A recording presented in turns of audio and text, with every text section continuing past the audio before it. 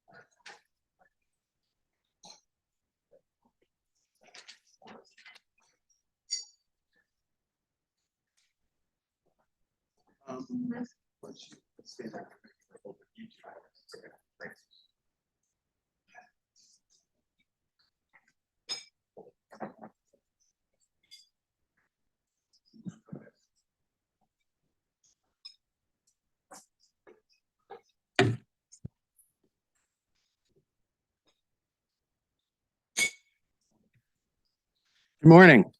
I'm Ari Schwartz. I'm coordinator for Cybersecurity Coalition and managing director of cybersecurity services here at Venable. It's my honor to welcome you to CyberNext DC. This is actually the 8th CyberNext conference, if you can believe, next DC conference, if you can believe that. Yeah, Michael's looking at me like I can't believe that either.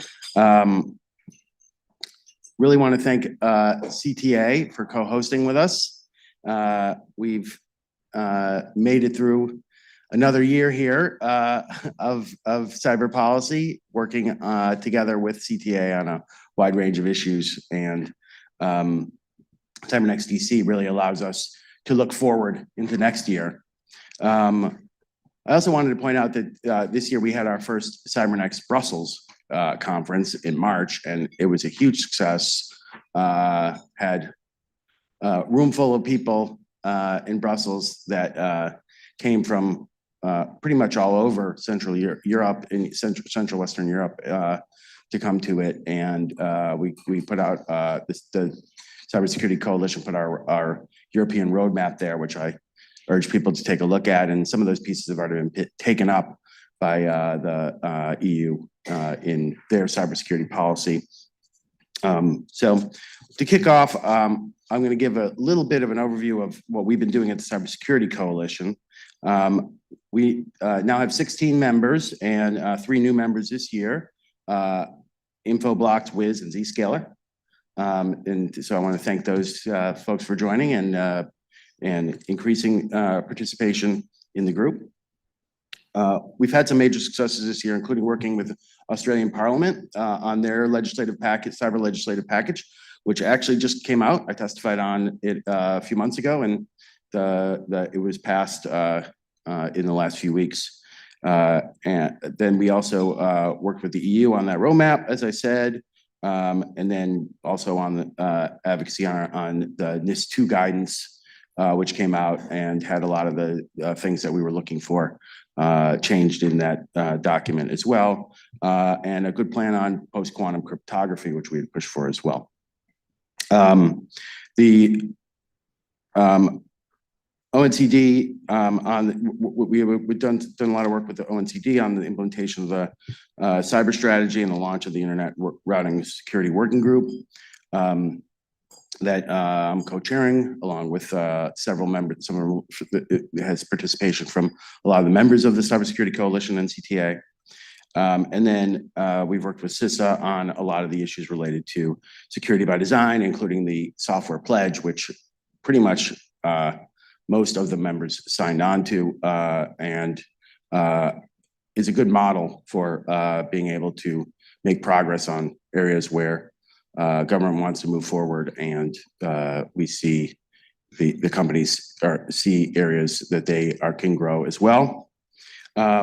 Another area that we are working on is with the FCC and with security pilots for the schools, which we hope continues to move forward in the new administration. Today, we're putting out yesterday, we put out, but we're going to be discussing it today, the new report on the future of the Office of the National Cyber Director and what role it plays and where it should be going.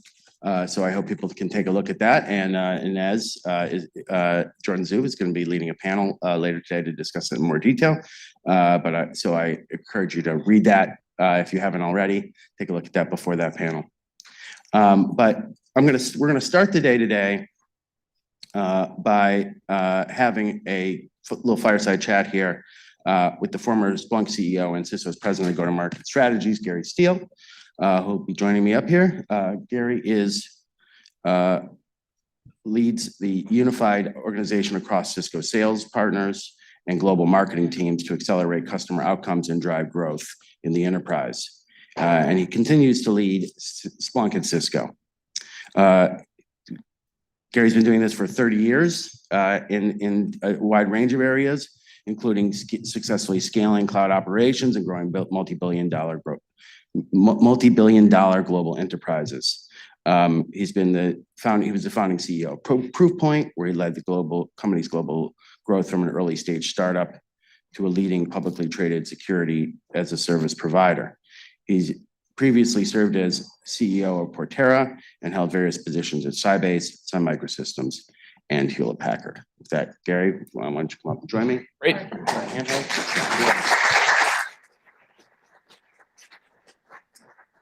So Gary, thanks so much for coming today. It's great to be here. So, the big theme for this conference, one of the reasons that we do this in the even years in December rather than in the odd years in October, the even years in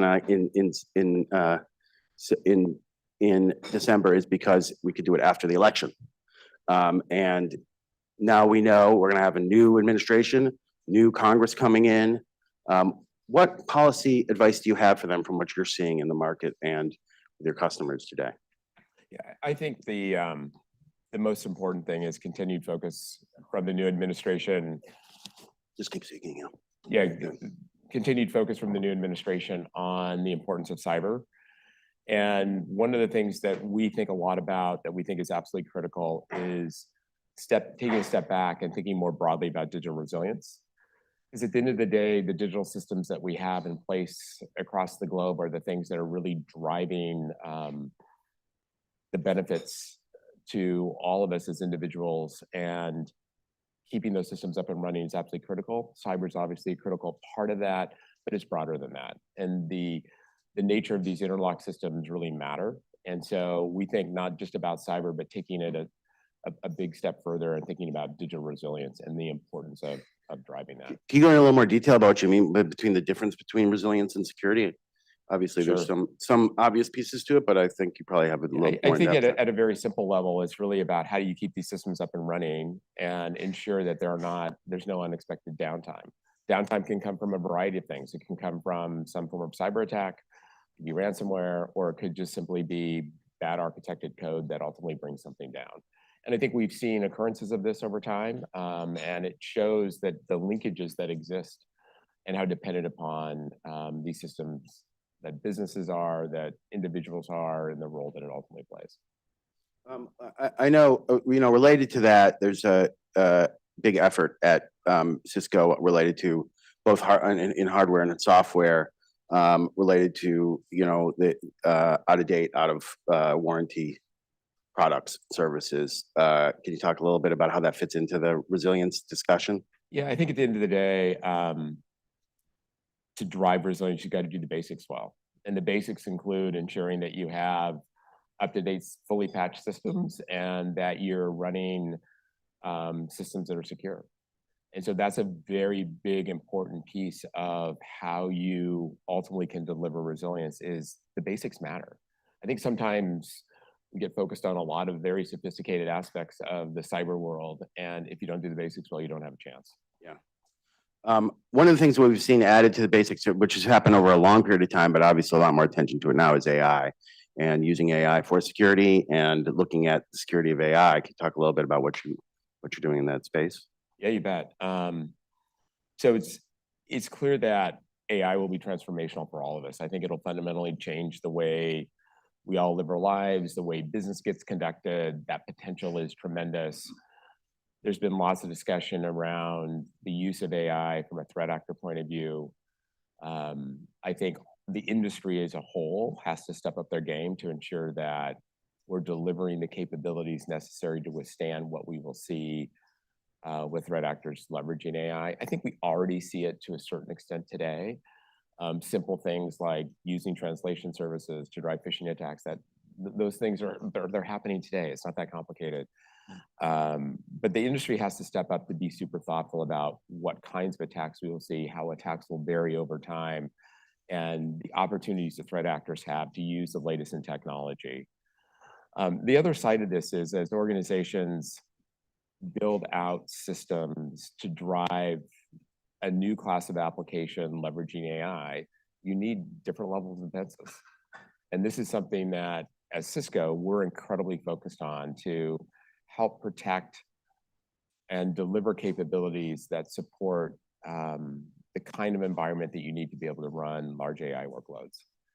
And it's a different form of attack. It's various forms of prompt injection, et cetera.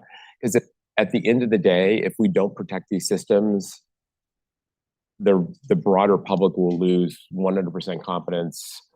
I think governments will lose confidence in what that true opportunity is around AI. And so this ability to protect AI systems that are operating, that are delivering great outcomes, you need a different form of protection. And this is something that is of high priority to Cisco and something that we're investing in because we think it's critically important. That's great. What about the other side of it, though, using AI in order to do the protection? Yeah, I think that you see it across the industry today, where AI has been used for a long time. Machine learning has been used for a long time in a variety of systems in a variety of ways. And I'm very encouraged by the opportunity to leverage AI more broadly to be better at defending. And I think about it, again, as you step back and think about digital resilience, I believe that AI is the catalyst that allows us to be that much more predictive and be that much more preventative so that you don't have unexpected downtime of any form, whether it comes from some cyber threat or it comes from some other form of disruption. And so I'm encouraged by what we're doing today and what we can do in the future. And I think about the data that we all have and using that data from an AI point of view and catalyzing that to deliver amazing resilience outcomes. I'm super encouraged by that. So the great thing is, I think from a defense point of view, I think AI holds a tremendous amount of potential because we've already seen it. We've seen it in action. We see it today in various forms, but in its earliest stages. And the progress that's being made and the rate at which we're making progress gives me a high level of confidence that AI itself will be a very important factor in how we defend and ensure the companies and individuals are safe. And in terms of how it affects the workforce and like be able to, we've had this ongoing discussion about cyber workforce Forever. Yeah. Yes. And Yes. how does it really fit into, how does AI fit into that discussion at this point? Because I hear it in both directions, right? Yeah, well, it's interesting because there's been discussion for, I don't know, at least 10 years about the gap that we have in terms of having cyber professionals and the gap and how do we close this gap. And I think AI is the first, probably most transformational technology that we've seen that can begin to close that gap. And so what I'm very encouraged by there is the ability to help someone who has less skill, that is earlier in career, to deliver really good outcomes from a cyber point of view. And that gap gets closed by letting AI do what it's really good at, which is helping that person sitting in the SOC or sitting in security engineering determine what is the next best step if there's some form of event, to be able to correlate vast volumes of data to get better outcomes and to guide someone who has less experience, who hasn't lived in the trenches forever, but let AI to ultimately catalyze all that experience and guide that person through. So I think that we can begin to close the gap that we have from a skills point of view, leveraging AI as the primary opportunity. I think we're early in that still. But that's the one area that I think we will see change. Because, if you look at the cyber jobs info, there aren't that many like entry-level jobs. There are these, but there are a ton of open mid-level jobs. Yeah. And I think that part of that has been because AI has already doing that. Yeah. it's been helping with the kind of basic Yeah. stuff. So the question is, can we get it to move into some of that mid-level stuff so that in some ways it's been not helpful because then you don't have entry-level people to become mid-level. But the question is, can we have entry-level people serve as mid-level people, and then Yeah, I'm convinced that you can which is close that basically what you're skill gap saying. between the beginner and the mid-level. And I actually think you begin to close the gap between the mid-level and the experienced as well. But it's the first time we've actually seen something change what's really, how do you change the skill requirement? And AI can do that for us. Yeah. And I think that broadly speaking, you'll also see it as AI gets built into the learning systems and how you bring cyber professionals along. I think we will put people in a very different place where they can then be that much more effective in their role. And I suspect over time, you will see security departments need less people, which is also a good thing. Yeah. Because then it just reduces what is that total requirement that we see in the industry. Well, speaking of things that we've been discussing for over 20 years now, public-private partnerships. I know you have been very active in a wide range of the public-private partnerships that are going on now. I want to give a plug to our friends at the Aspen Institute, and you're Yes. very active in their cyber group, chairing it. But also, how has that led you to do more on public-private partnerships? What do you think is working? What is needed from both the government side and the private side? Yeah, so I think it's clear that we can continue to improve how private industry interacts with government and cooperates with government to deliver better outcomes. And so one of the things in the context of my role at Splunk that was always important for us is the ability to work collaboratively with the government where there are threat findings. We could take that and then get it literally out to the random manufacturer in Topeka, Kansas. And so that person's not trying to figure out what the government is publishing in terms of TTPs and what do I need to go do. Could we help the average smaller company operationalize threat findings? And the one thing that has been interesting is that getting the private-public partnership right is complicated, but we need to continue to focus on this. We need the power of the private industry that has invested a significant amount of money in technology, a significant amount in threat research, combined with the insight that comes from the vast investment that is made across the US government, and bring collectively together in a way that we can cooperate. I think there's always a little push and pull on what should that look like, what are the benefits that we see, but we need to be more aggressive about threat actors. Because it hasn't gotten better, right? The world is not safer today. And I think that while we've had some good takedowns, we still have a tremendous amount of work to do. And I think the cyber industry has proven that threat actors are making money today. They're doing just fine. And so I do believe there needs to be a framework for collaboration that exists with the US government. There needs to be frameworks that exist for all of us to cooperate with friendly governments as well, because the more that we can do that, the more progress that can be made against the threat actors that are disrupting individuals and companies today. And I think that, there's various forms of this. One of the examples, and we were talking about this prior to coming out, like the industry can also be supportive of providing technical help to organizations that are woefully underfunded in foreign states where they just need help. And so Ukraine was an example where the industry came together to provide technology to a set of agencies that literally just didn't have the money to defend themselves against any form of attack that might come along. The thing that was odd about that is there was no framework for us to do that. We just did it. And that doesn't really work if you want to do it across more globally. And I think, not speaking for all vendors, but I think there's a willingness and an openness to really thinking about how, as an industry, can we come together to better defend organizations that are woefully underfunded. As a company, we're not losing any revenue by giving something away to an organization that has no money to buy anything. And so just thoughtfully, Yeah, I think Finding the there actually framework. has been a pretty good policy mobilization after that happened because Yeah. people felt as though, so, you know, the State Department has gotten a bunch of the other embassies and governments together, mostly European, but some in North America as well, to kind of band together and say, like, can we help get this, get what we need out to the right people and know that there's some trust in it. And then the yeah, there EU, just needs to be, it needs to be done in a way that's supported by the US government, that this feels like it's done in alignment with the policies of the administration and not done just Yeah. randomly. I mean, the EU has taken a different approach, which is to set up kind of contracts with service providers and I wonder how that's going to work out as well. It's a little more formalized process that. It just needs to be simple and we need to be responsive.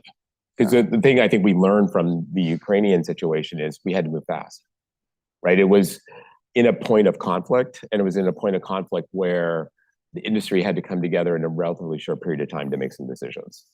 And that's not always, so getting something in place in advance of having some urgent issue is way better. And so aspirationally, I think there just needs to be structure and framework that allows the industry to do the quote, do the right thing and come together to support organizations that are in need. And I do believe that across all the investments that are being made in cyber in the private industry, plus what's happening in the government, if we can find the right structure for collaboration, there's so much power to be had. And it's never easy. These are complicated interactions, but we will be better off if we can figure it out. And we should continue to work on this. Yeah, on the going back to a little bit to the information sharing side, in terms of, you know, getting information in to the government and feeling, you know, like you're actually getting out useful information at the same time. You know, what is how do you build the trust there and kind of keep it going over time? Because I think several the trust issue is always is a complex one, but I think that there's a willingness. I think there's a motivation to get this right and a willingness to do it. I know there's always some challenge in that everybody wants to claim credit for finding the latest threat actor and identifying and driving attribution around it. And while that's important from a marketing standpoint, the reality is, can we better share information that ultimately downstream can protect lots of organizations and individuals if we get it right and move fast? Well, thank you so much for coming today. I really appreciate your time. And I think it's a good way to start us off for the day. And as we move to the next panel here. So thanks. Thank you, Art. A pleasure.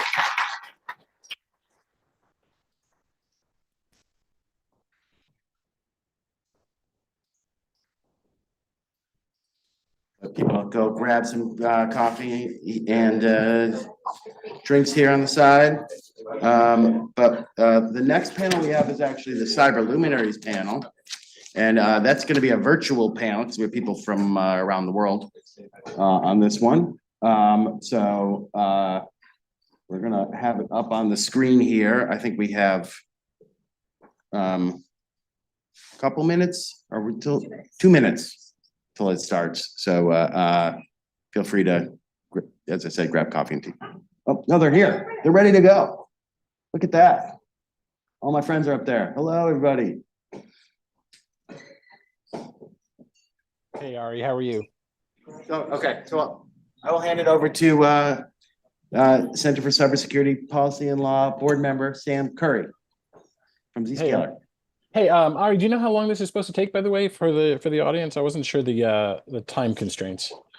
You're running till 10:45 Eastern. Oh, only 10:45. I thought we were going for 3 or 4 hours here. No, I'm okay. All right, thank you. So hi to everyone in the room. We can't actually see the room, but we're going to have a conversation here. We do this every year, and I certainly appreciate you all attending. Hopefully, I can now see the room. Thank you for sharing that. Hopefully we make this entertaining and specific for you and topical for you. And, you know, we enjoy doing this every year, and we intend to talk before you as we talk amongst ourselves. I'm not actually going to introduce all the panelists. I'll just mention that, of course, we have Jay here, Wendy, and Josh. You feel free to look us up. I think we've talked to you enough in the past that you know who we are, and I don't want to waste any time that we could be spending having a conversation doing this instead. But we're not going to pull any punches here. We're going to be respectful, and I always love this because I find something from my fellow panelists here every year, and I usually believe that moderators should be moderating, not panelists, but this is a little different. I'm a panelist and moderator here to some degree, and I'll try to keep it on topic as much as possible. So with that, I think we did get together one-on-one and in a small group as well, and talk about what we thought was important and what we thought was topical. And so launching it off, I think the very first thing that I want to talk about, Jay, I'm going to go to you first for the very first one. Not to put you too much on the spot, but this shouldn't surprise you. We've talked about, for years, we've talked about things like data is the new oil. Yeah, that's not new. There seems to be a very cavalier attitude, by the way, to data that keeps resurfacing.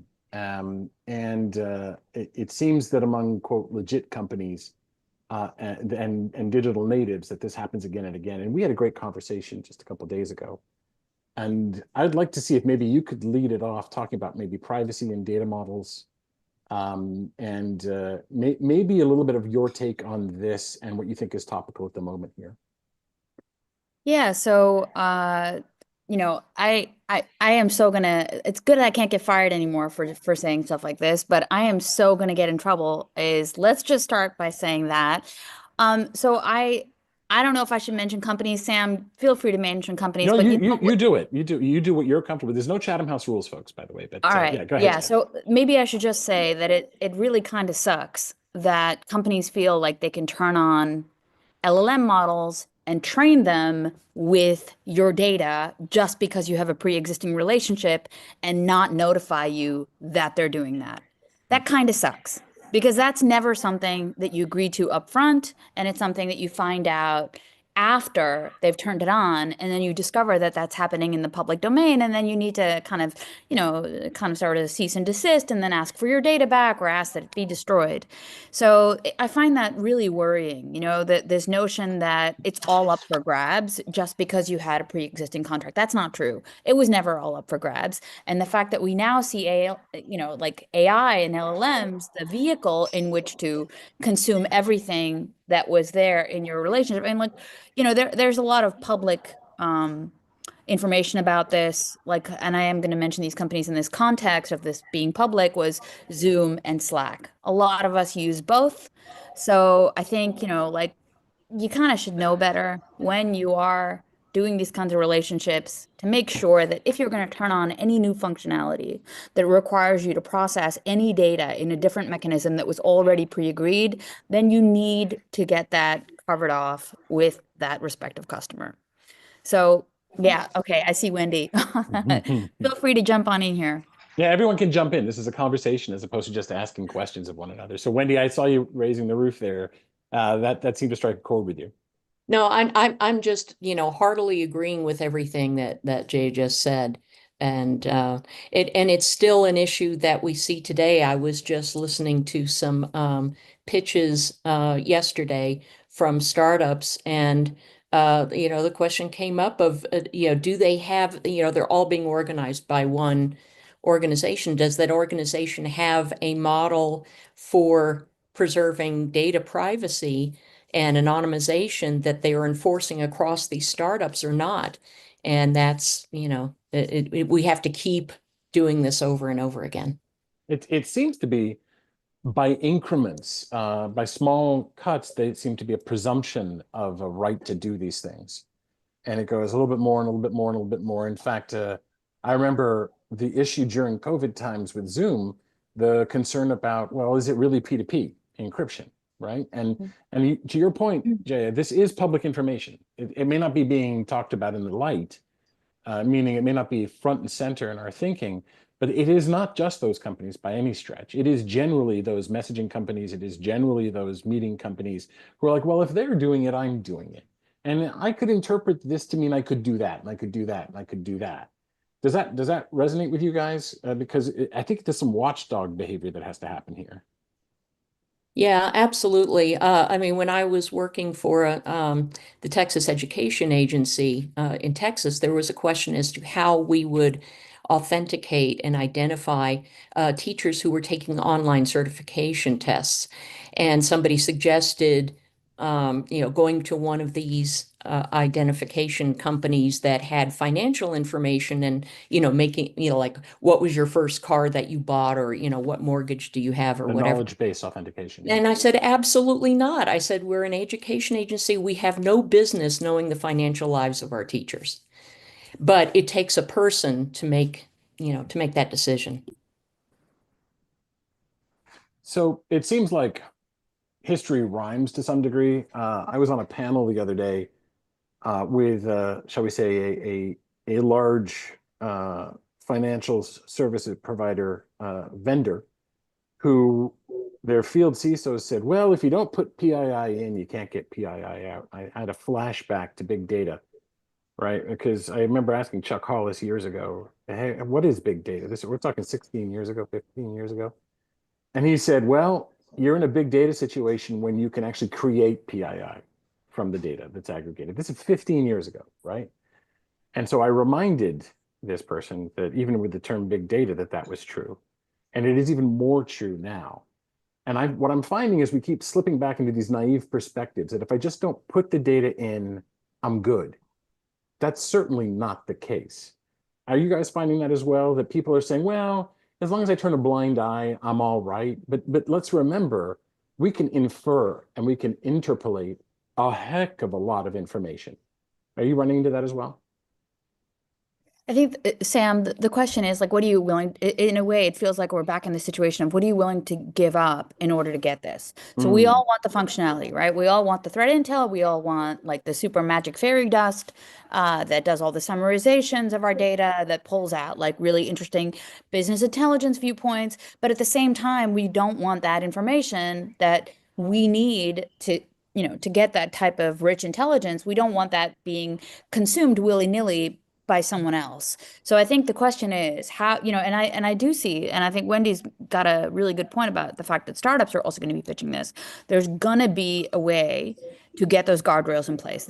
I see this as like, it's both a dilemma right now, but it could be an opportunity for someone trying to figure this one out, is how do you get those guardrails in place so that I can use all the benefits without necessarily giving up the potential privacy concerns and the third party risk management concerns that I need to kind of watch out for when using LLMs. Yeah, I'm reminded in the 2000s and in the 2010s, people would often say, but you want the benefit of us tracking you because we'll be able to market to you better. Exactly. Okay, thank you. But do I?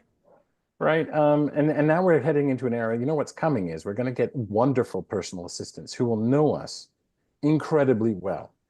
It'll be so if you go talk to your attorney or to your tax advisor and you say, you know what, I want to legally keep as much money in my pocket as I can, right? You will talk about all sorts of possibilities and you'll finally settle on a legal strategy. But the discussion itself verges on gray. So now you'll have a personal assistant you'll have that same conversation with. Is that a private conversation? How do you make sure it stays private? Because that's what's going to come up again, just like the old Clipper chip debates, just like the old legal interception debates. It seems to come up every 4 or 5 years. But my concern is who's going to be sitting in front of that? Have you guys run into that? And Josh, you must have an opinion on this one, I'm sure. Anyone? What do you guys think? Well, I'm just going to pipe in here. Look, I think it's a problem when there's stuff that you would expect. I have to think about, I know I'm going to pull in one more subject in there, Sam, so I apologize, but I'm going to pull the deepfake subject. So some of you may be familiar with the British company Arup, A-R-U-P. They had their CFO, basically there was a deepfake made of their CFO. And what had happened was there was a message sent to someone in their finance department It was a standard like BEC fraud scenario, except that there was a really good deep fake where over WhatsApp, the fake CFO said, you know, if you want to know more about this request for you to transfer 25 million in funds, here is a WhatsApp call. And I actually spoke to their CISO. I spoke to the CISO of Arab. And what he pointed out is we actually had really robust processes. So it wasn't like a problem of our processes weren't good to check this kind of financial fraud. We just weren't expecting this deep fake specific scenario and also this like knowledge of the interworkings of this company. And I think that that's really what's at stake here. When you want to have any type of functionality with any vendor, forget the AI for a second, right? You make certain agreements about what they're using that data for and how they are going to use it, it is potentially for the benefit of their other customers as well. And like specifically for things like threat intelligence, that's quite a common scenario. But I think with AI, it's a little bit different because with a lot of these companies, there is quite a bit of information that you're giving in order to get some of these benefits. And it's if you're not acquiescing to the training of your company data for the benefit of those other customers, that vendor should not be doing it. And I think this is my concern when it comes to the deep fakes, because just like you can craft better phishing mails, you can also make more convincing and better scenarios in order to inject those deep fakes if someone is completely aware of some of those quite unique business processes and folks. And in the case of Arab, it was very successful. So this brings us to the topic of AI and cyber, and for defense. And so, Wendy, I'm going to switch to you here. I don't know about you, but I've been unimpressed for the most part with the sort of yeoman work going on, which is good, but we have hundreds of companies doing effectively the same thing, and it's not that impressive, and they seem to be patting themselves on the back a lot. And if that seems unfair, folks, I'm leaving nobody out of that. I've been waiting for some really cool stuff to finally happen, and I can think of some too. But I think that a lot seems to be really focusing on things like yet another co-pilot, right? Yak. What do you think about this? What's exciting you? Well, this is okay. This is going to be difficult. Let me see how tactful I can be here. So I'm a professional skeptic, and I have been since being an industry analyst when I worked with Josh.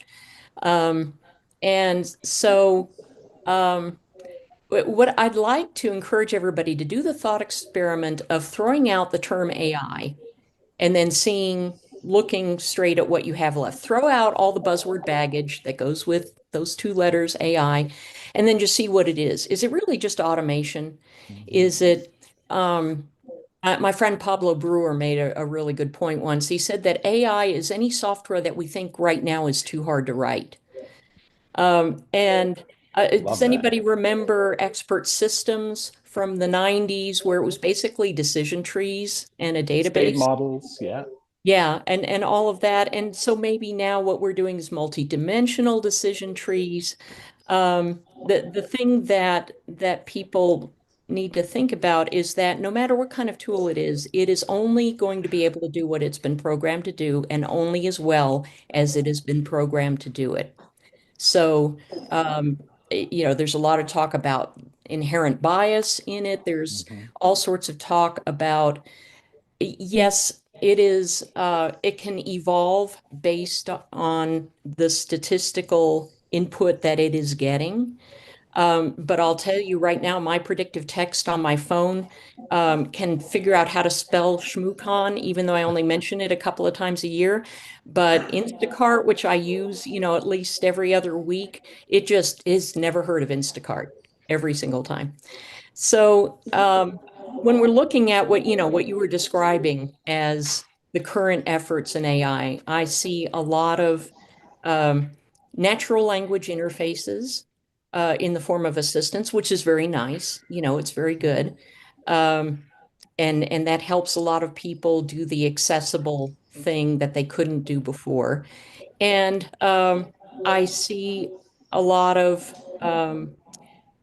stochastic parroting going on in generating text. And that's great if you are, if you don't really care what your language looks like. But if it looks like everybody else's because it has been pulled from public data sources, I don't know about you, but I don't want to sound like anybody else when I'm writing.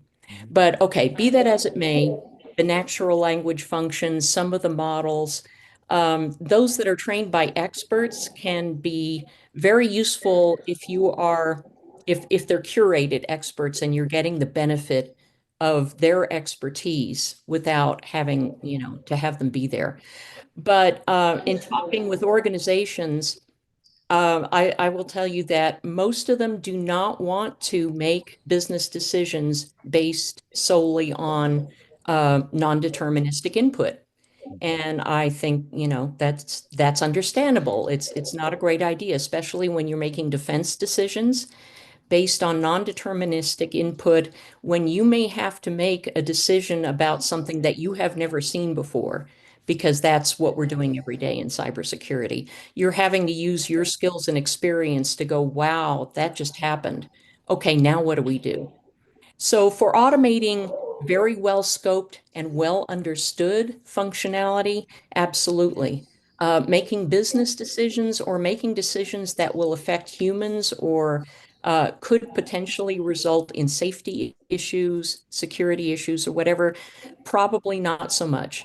Now, I haven't looked at everything that is out there. There may be something being done with and being called AI that is really cool and really exciting.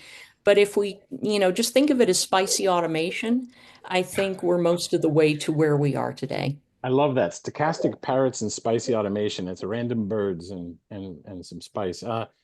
Josh, I saw you came off mute. You're dying to say something. I knew what happened. Yeah. I will dip my toe in the water on this question. Raise your hand in the room if you think carbon fiber is a very durable, strong, rugged material. Raise your hand. Carbon fiber, is it good, strong? All right, just 1, 2, 3. How is it at deep sea submersibles? All right, so we have to look at the application use case here. So we don't have to say all AI is stupid. We don't have to say all AI is magic. We have to use it where it's safe and appropriate. And deep sea submersibles is not a safe, appropriate use of carbon fiber. It's not. So let's take a different, more applicable thing.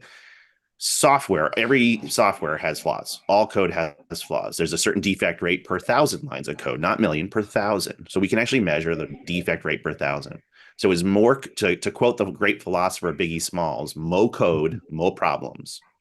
So if Copilot and all these AI assistants are going to help us write more code, is that more vulnerabilities or less vulnerabilities? So here's a simple question. Talking to Weissopel, looking at some peer-reviewed studies, does AI write more secure code than humans? Raise your hand if you think AI writes more secure code than humans. All right, it's a skeptical crowd. Several peer-reviewed academic studies show it's garbage in, garbage out. Humans write terrible code. We train it on terrible humans, and we do it. But unlike humans, when you ask a human, are you sure you've done input validation? AI confidently and falsely states that it's secure. So there's been a couple different studies, a couple different ways. So if we're writing more code, humans don't do that, Josh. They don't confidently and falsely state that. Yeah, it's, and they also hallucinate. So there's going to be an appropriate time and place for this. Is your medical insurance approval an appropriate use of AI? Well, the training showed almost an auto deny from United Health Group on their algorithms. So if you just know how to work the system and know how to fight, you might be able to overcome the default deny of the algorithm.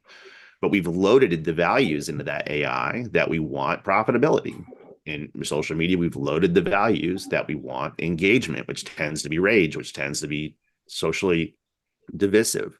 So as we embrace this technology, a hammer can crack a skull or build a home and a shelter for the homeless. How do we want to use these? And to me, the discussions on AI are tedious and tiresome. And it's more about, are we dependent proportional to dependability? Is this an appropriate use case of this? If it's to assist in suggesting how you write a memo, great. If it's to assist in help desks and scale talent, maybe okay. But if it's life safety or safety engineering, it's not an appropriate use. And I'd like to see more of the conversation after 2024 pivot to fit for purpose, dependable and trustworthy uses of technology. Over. So I'll just jump in one more time and mention the other thing that Gary mentioned earlier was bridging the gap between junior staff people and with AI. And I have done research together with the Scientia Institute, that found that automation can help supplement the efforts of lower level staff people, say in a SOC, and bring them up to the level of senior people, you know, if it's well understood automation. But I would caveat that that automation works best when it is purpose fit for that environment and for that company. And then it absolutely works, but it does not replace anybody. Because as I mentioned, again, humans can still pivot and learn and decide and adapt to something unexpected, and we still need that.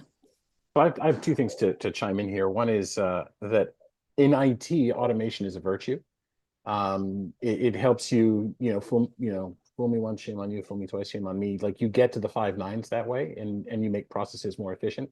But when you have an intelligent opponent, it becomes a predictable thing, and any form of predictability is an exploitable thing. And so what if we train too many people who are tier 1 analysts and become tier 2 analysts on this, they are used to where the reward pellet comes from, and that is something that an opponent can actually predict. So I worry over the long term that we're gonna have a leaky abstraction problem. We're not gonna know where the data, not just where the data comes from, but where they may be hiding in the shadows that the AI no longer explores. The other thing that I'm actually rather disappointed in is that there's an opportunity to go back and solve problems that we thought were intractable. Like, take deception. Deception was a huge idea in the mid-2010s, but it was really hard to make algorithms that named things like humans do, like passwords and file names and network names and human traffic. LLMs are really good at that. And so, to build on what Josh was saying as well, I trust the use of these things when they are for very refined purposes in a larger system. So I refer to it as deductive rather than inductive use of quote AI or ML or Wendy, I love the fact that you don't just, substitute whatever you want in your expert systems, etc. I like it when it is a cog in a machine that I can say, this is what I want it to do in the machine, and the machine itself is not the thing that I'm saying, oh, look, it's going to solve all my problems. But the fundamental problem here is that we're not being creative in which of the cogs do we actually want to have a better solution for.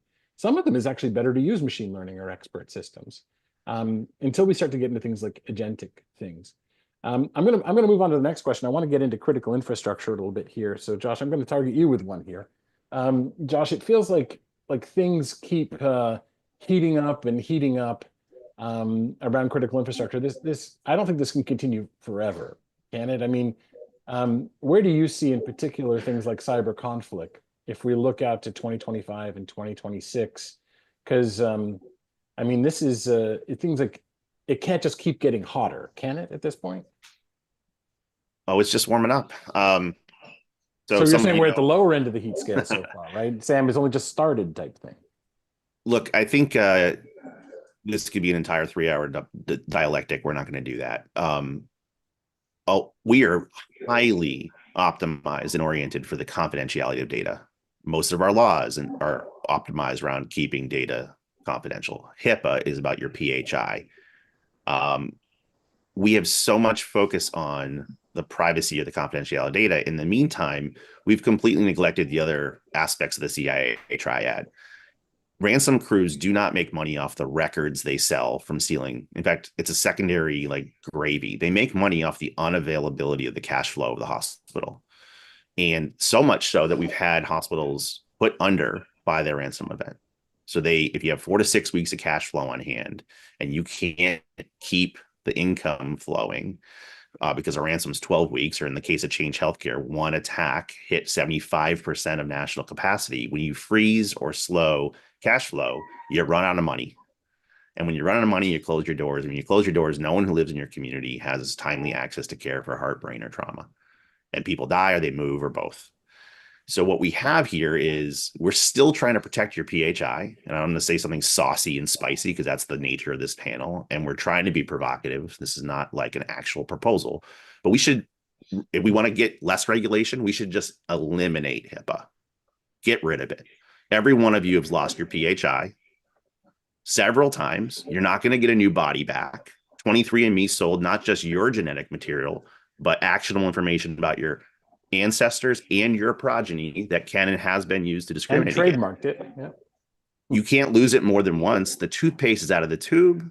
But when you go to a hospital, the first thing they say in a breach, Lurie's Children's Hospital, in accordance with industry best practices and an abundance of caution, we decided to shut down patient care in our EMR to contain the breach. So what you had was the fifth time you might lose your data, or the sixth or the seventh, was avoided, maybe, not really. But what you did is a self-inflicted DDoS, where you've now delayed, degraded patient care, denied cash flow, weakened yourself to be part of a predatory acquisition, or closed your doors forever. So we don't have our head on straight because our muscle memory says if everything's a hammer, it looks like a nail, and we only solve for confidentiality of replaceable things. And what we're starting to suffer is the unavailability of irreplaceable things like water, like food, like power, like access to medical care. So Craig Newmark and the IST team finally wore me down and convinced me I'm doing a 1-year pilot called Undisruptible 27. Why the undisruptible? Well, our neighbors are seeing a growing trend in the consequences of our failures as a cybersecurity public policy, public-private partnership. They're seeing more disruptions, larger disruptions, longer disruptions, more life safety disruptions from accidents like CrowdStrike or adversaries like ransom crews, not on one hospital at a time, but on Change Healthcare to hit 75%. But this doesn't even add cyber conflict. So perhaps you've noticed we have the drums of war are beating. We may have up to 1 to 3 conflicts in the Taiwan Straits as early as 2027 if we cross a line with Russia in their Ukraine interventions, if we further provoke Iran or their cyber avengers in Iran, their activist groups. And we have seen all 3 of those groups compromise U.S. water facilities, with Volt Typhoon, with cyber avengers in Pennsylvania, with the cyber army Russia Reborn in Texas. So we know we live in glass houses. We know people may start throwing rocks. We may see shattered glass. And the point is we are too disruptible on basic lifeline needs like water, power, access to emergency care. And we may see a hybrid conflict as early as 2027. Now, maybe you think we won't intervene in Taiwan, but China's essentially said, if you intervene, we're pre-positioned to mess you up on US soil. We're going to intervene. We don't really have a choice. So if you intervene, we're going to mess you up. We're likely to intervene. And unless there's a diplomatic miracle, we are still focused on our PHI or our data or our enterprise good. And your employees can't drive profit when they can't get to work or drink or eat. And your data centers don't work without water. And your hospitals don't work without water. So we have some time, just like with Y2K, just like with Apollo 13, you get scrappy, just like our CISA COVID task force. We didn't have infinite time, but we could say, what can we do to identify and buy down risk, to remove stupid risks, like get your shit off Shodan if you're a water facility. Don't use hard-coded passwords if you're a water facility. Maybe it's not shields up, maybe it's connections down. And we're trying to use some creative natural disaster language to engage, to inform, inspire, influence the owner and operators across the target-rich cyber poor, across the US, to say, if you can't afford to protect it, you can't afford to connect it. If you have to connect it, here's some free things you can do. Here's some exercises you can run. But all the talent pool going to RSA or Black Hat, or all the talent pool in this room, we're still debating it should be voluntary or not. Should we do information sharing 10 years after CISA 2015? Should we maybe sort of have some sort of safe harbor for liabilities we don't have? I think what we have to also do is to carve off part of our brain, part of our talent, part of our skill to make sure our household, our town, our community is resilient in the face of what could be hybrid conflict quite early. So, I mean, this is I think this is probably a timely message for this room in particular, Josh, because the reason we had regulations originally was to act as a catalyst because we weren't doing the right things as an industry. It was like, HIPAA had a $5,000 fine, then had $50,000 fines, and then it kept going up, and then the specificity went up. Same thing with PCI DSS, same thing with FIEC, and so on, right? And it was to get us to do what we wouldn't otherwise do, but it has become the taskmaster to some degree. So I really like your challenge, because what you're actually saying is, now wake up call, folks. This is a different state of international relations, a different world order. And we can't just keep following this as our master, that these things this is the new reality. There was a debate for a long time whether such a thing as cyber war even existed. And I think what we're learning in the Russia-Ukraine conflict is, for the most part, it seems to be an adjunct to other forms of warfare, or it goes along with it. But I'm even hearing now, no, moderate to high impact incidents could occur, we need to be taking this much more seriously. That this isn't just about financial motivation. This isn't just about privacy issues. All very important, but this is a different order of importance. Wendy, you came off mute. Is it? Feel free to comment and jump in on anything.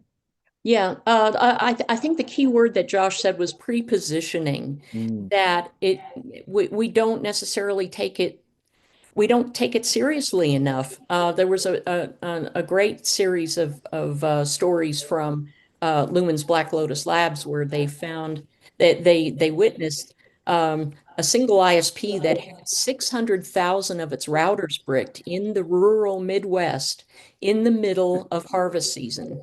Now these routers were being used by farmers, to bring in the crops, and that they were completely bricked, had to be replaced. Now it turns out it was not the Chinese doing that, but it could very well have been. And so we need to look at the current state, the strategic state of our cyber resources, not just the vulnerabilities, but who's already in them, who has the capability to be in them. And absolutely, we can already see hints of what could come if somebody wanted to do a widespread malicious outage. Yeah, you came off mute there. Yeah, I have to tell you guys, I'm zooming in from Amsterdam at the moment, and this feels much closer than 2027. I just have to tell you that especially now, like yesterday on the news, there was, and the European news is not as alarmist in general as American news, but on yesterday's news, there was a segment about how much money should you have in cash at home should there be a conflict. They never do stuff like this. So that was quite unusual, to say the least. Also, I think that it's not just ransomware, it's also DDoSes. I can't believe we're in 2024 and we're still talking about DDoSes, but we are. And just to be clear, who those groups are, like if you take a look at Anonymous Sudan, that's just 100% Russia. That is 100% Russia. So there's no such thing, like I feel, as, non-polemic or affiliated cybercrime groups. They are all somehow either state protected or state enabled. So I feel like we're seeing that the blurred lines much more clearly now, and especially in the Netherlands. Like I love that Josh pointed out about water, because water has always been, in terms of critical infrastructure, like the biggest priority that there is there. But that being said, yesterday I was interviewing a developer, and he is a very senior developer, really good. So I asked about security things, like, so how do you do QA? And he pointed out that in his 8-man company, where they are developing OT devices for like detecting water pressure that are used in, dams and water filtration systems and environmental sensors, that actually they don't do QA. They don't have vulnerability management. They don't, so many of the things that we think are enforceable because we asked for the Cyber Resilience Act, because we do all of this regulation around these industries. We think, I certainly assume that this is going to be built into operations. And the sad truth is that the legal or regulatory aspiration is a very far divide from the operational reality. I made a point, by the way, about zero trust, not as a product, by the way, as an architectural principle and something that we should be implementing much more broadly. You can even apply it to things like processes, by the way, and I think that's really important. Not just efficiency in processes, but less and less trust in processes. But I made this point actually with some of the ministers from NATO. The point is that we need to reduce our footprint. We need to reduce default access. We need to reduce, we talk about least privilege, but we also should have least function. We should be able to turn off functionalities. So in other words, what we need is, we have defaulted, if you think of Metcalfe's law, we have defaulted to maximal connectivity and maximal access. How do we troubleshoot stuff? Well, we reboot it and then we ping. If we can get through, everything's good. That's the IT default standard, maximal redundancy, maximal access. But we're living in a world where it is fundamentally a dark forest on the internet. We cannot trust it. By the way, that's an allusion to Fermi's paradox, if anyone wants to Google it. What we have to do is assume that there are hostile entities out there. And if you look at AI in offense, you can look to what's happened in gaming. And I'll pick Go as an example, the game of Go. DeepMind gave 59 new openings to Go, for which there's no Joseki, there's no optimal response to. In fact, the grandmasters who play Go were absolutely trounced with these openings and these moves. Meaning, if you take that analogy to the security world, you will see vulnerabilities, and Jay, you and I spoke about this the other day, you will see vulnerabilities appear in places that you never expected and have no response for. So not only are people not making patchable, updatable firmware and doing proper QA testing on devices, they're going to come at interstices of modules that you never considered possible and have no response to. Heartbleed is still out there, which is incredible, but there's going to be entirely new classes of these coming. And so it behooves us to not have a complete stack exposed on the internet. Heartbleed was and I see 2014. Jay is dying Yeah, to say I was something, gonna- so go for No, it. because it wasn't just Heartbleed. Let's just look I at just like picked one. I just picked no, one. I mean, I love it. Look, I love Heartbleed. The fact that it's still there is also shocking. But like, if we just look at this year, we had two Those 90s era Mirai. Yeah, abilities but come keep back, going. right? Like we had XE utils, right? And we had oh my God, what was the printer vulnerability? Josh, help me out here. There was the cups, Linux That's cups, it. right? So I mean, like, why are we still? So the thing is, I don't even think it's a Go style sophistication. I think it's just finding things that we somehow missed. And They with the just need one or two. They don't need 59, right? yeah, and yeah. And if I would say, like, I actually think like this is potentially like the legacy of all of the stuff that we need to fix, plus the notion that we're not doing those, we're not, forget the advanced stuff, we're not doing those basics. I think that's really the shocker. Yeah. Yeah. Well, Go ahead. slight topic change, but and a little tongue in cheek. But during the election cycle, we saw, I saw CISA director on the news like morning, noon, and night, and one of the talking points was this is the most secure election in history. But underneath that was one reason is we don't allow voting machines to be connected to the internet. Now, I'm sure that that's not universally true, but it occurred to me every time I heard that is, so what we're saying is the safest option for something really, really important is not to be connected to the internet. And then when you look out, we have 151,000 water and wastewater plants in the US. 151,000, 50,000 of them service homes, some other number hospitals and manufacturing. There's 650 water plants in ISAC. So we have 151,000 targets on Shodan, default passwords for TeamViewer, using vulnerable equipment, no air gap. If we say that when something's really important like elections, it's safest to not be connected, where's a similar doctrine or suggestion to water and wastewater that don't have a single qualified security person on staff or IT? So we have got to reckon with this over dependence on a dependable thing. We will eventually right size dependence to dependability. We will eventually figure it out, but it's going to be messy in the middle because we've allowed people to confidently but falsely believe it was safe to connect these cyber physical systems. Sam, I think you hit the nail on the thumb when you talked about maximal connectivity and maximal functionality. That's the culture that we have, especially, drawn from Silicon Valley, that any innovation, any addition, anything shiny and new is good. What we have today is not a manufacturing model of software development. We have a literary model where everybody thinks that they can write their own version of it and add more things, more curlicues and everything. And at some point, I really do believe that we're going to have to say, for issues of safety and security and everything else, for the things that really matter, you don't get to innovate anymore. We've gotten to the point where even though it is technology, we have to go to things that are tested. We have to build a safety code. We have to stick to it.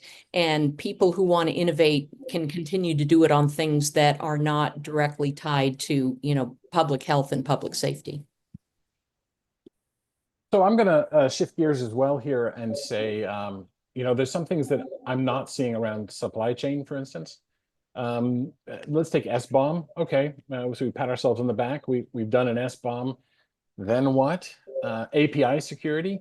I'm reminded of let's just take phones in the marketplace and the apps for them. They go through some degree of rigor for privacy and security, but then they progressively do updates that drift them way off the security target. We've seen this even with air gap networks. If you go way back in the past, they become less air gapped, right?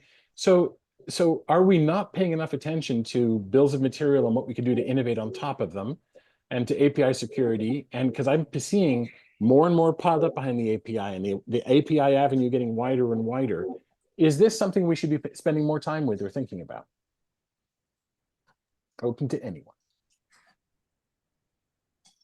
I reject your premise that we Do have it. done it for SBOM. I think certain people have done it. That was a lead. That was Yeah, I know. that was I know that bait was for you, bait. Josh, actually. So we had Executive Order 14028, and it started off, the opening paragraph said, in the end, the dependence we place on our digital infrastructure should be proportional to how trustworthy and transparent that infrastructure is, and that the consequences we will incur if that trust is misplaced. It mentions SBOM overtly, I think like 16 or 18 times. After lots of public comment periods and debates in that room, and people saying, oh, there's no standards, oh, there's too many standards, oh, we need one ring to bind us all, oh, no, we're all beautiful, unique snowflakes. And then when we make it beautiful, unique snowflakes, we come around and then say, oh, it's too fractured. So we have not done it. In fact, point of fact, the final product of the executive order execution does not even mention the word SBOM. So it went from having, if you settle the government, provide an SBOM as an artifact for operationalization later by CISA to, well, no, you can pinky swear through an attestation that you have one, but you don't have to show it to anybody. And then it said, actually, we don't even have to mention this SBOM. So there's no mention of SBOM in the final completion. That said, in parallel, the FDA, as a matter of US law, from the Patch Act through the Omnibus, they have been requiring and collecting SBOMs now for a year and a half, and other leaders like Cassie in the room and other safety critical, Schneider Electric and others in energy and automotive, and have been driving it forward irrespective of the federal weakening of that execution.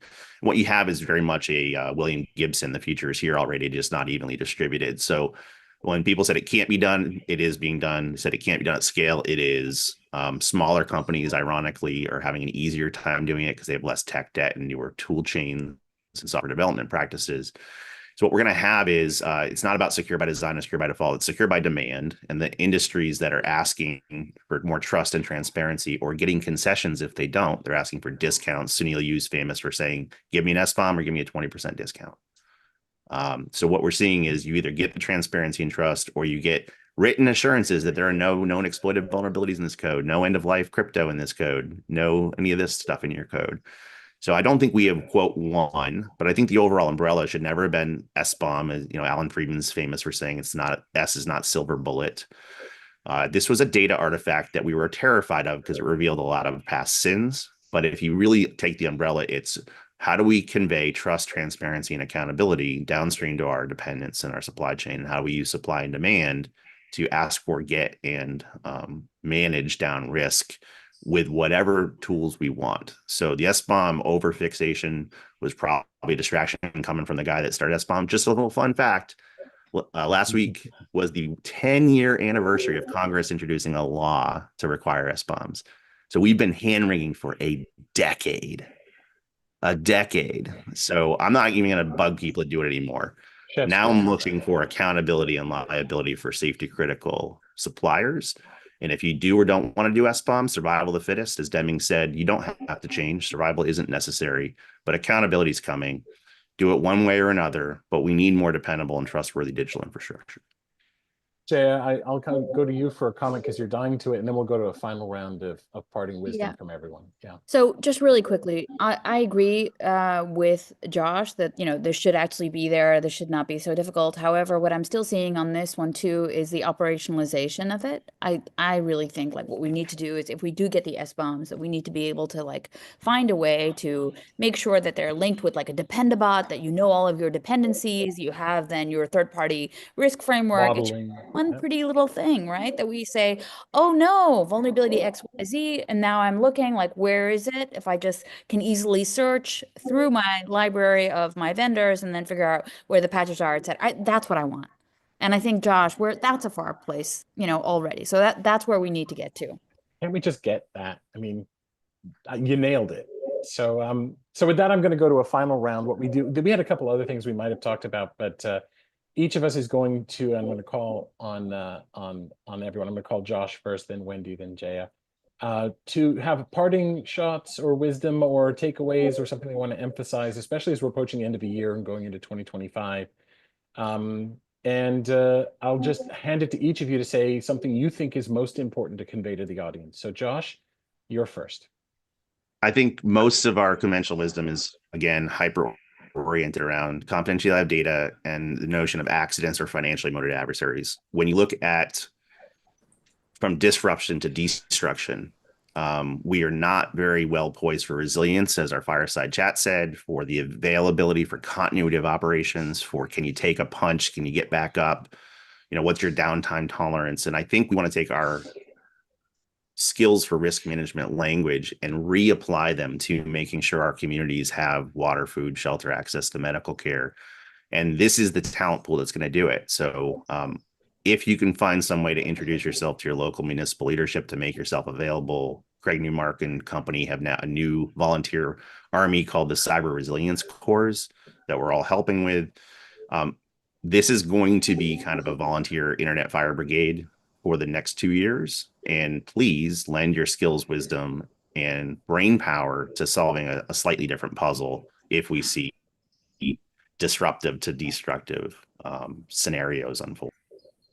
So I'm going to go last, by the way, but Wendy, you're up next. Thank you, Josh.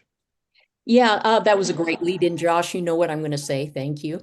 I would urge all of the policy people and all of the security professionals in the room to please think about the underserved populations out there, those below the cyber poverty line. Because those who cannot do everything that we were just talking about for a whole bunch of reasons, not just money and not just training, but influence over their supply chain and everything else, and constraints in their environment, they're not going to come to a gathering like this and sit up here on the stage and say, we're having trouble with this.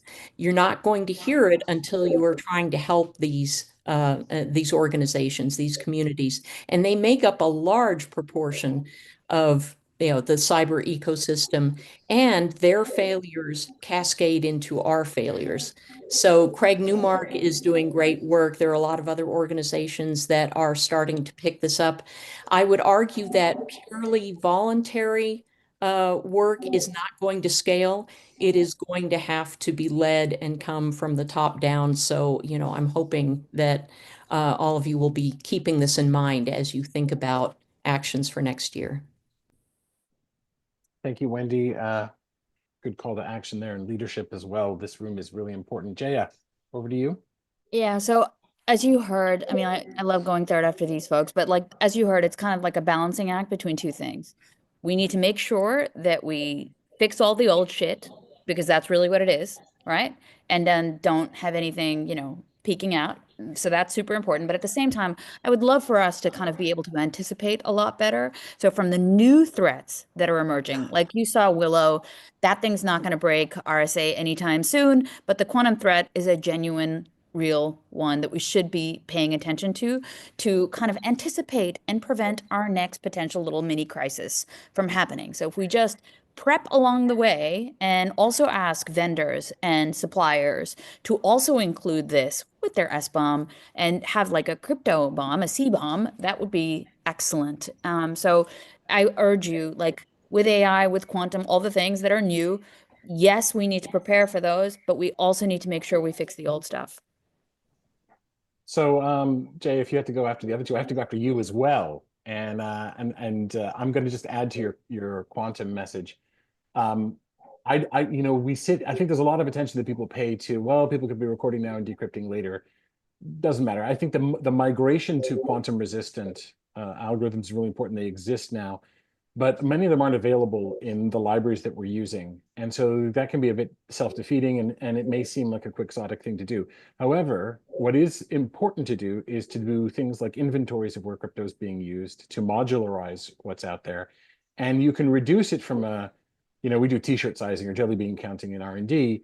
You can reduce it from a large XXL t-shirt size down to a medium or even a small size. So you can actually start to centralize some of these things and say, when the time comes when I have crypto libraries that I can feasibly introduce, we're ready as an organization, because nobody wants to be waking up and finding that they've got to do this massive project that destabilizes a government agency or a large company or a startup. That could be crippling. And so I would just add that because I think we dealt in 2023 with Gen AI as a disruptor. Quantum is going to be one of them. There's more coming on the AI track, and they're coming faster. And we're going to get something called the law of accelerated returns. You're going to have multiple disruptions potentially happening at the same time. So I'll reemphasize the zero trust point and being prepared for these things ahead of time, especially quantum. And I think I'll hand it back now and say thank you to all the panelists. I really appreciate these talks. I hope it was entertaining for the audience and informative. If you have issues with any of this or want to contact us, please do. We love this. This is why we do it. And I think we managed to land it within 30 seconds at 10:45 for you, Ari. So back to you. Yeah, amazing. Great job, guys. Thank you. Sufficiently frightened, a room full of people here, and the 75 people on the Zoom with you and hundreds of people on YouTube. So that are now rushing out to figure out how to get pallets of water delivered to their house and maybe some cash. So that was not the intent, but you know, it's a secondary outcome. That's maybe not a bad thing. And we, of course, we got quantum mentioned at the end, and I in my predictions last year, I predicted that 2025, so a year ahead of time, that next year will be the year that we're all discussing PQC. So they're playing into my hands there too, so that's really great. Okay, so we're going to take a break now. People have asked for longer networking breaks, so we're doing a longer networking break now, and we're going to set up the stage for the transatlantic regulatory harmonization discussion, which maybe a few years ago would have sounded boring, but now sounds like really pretty exciting, actually. So we will get that set up and ready to go. Thanks.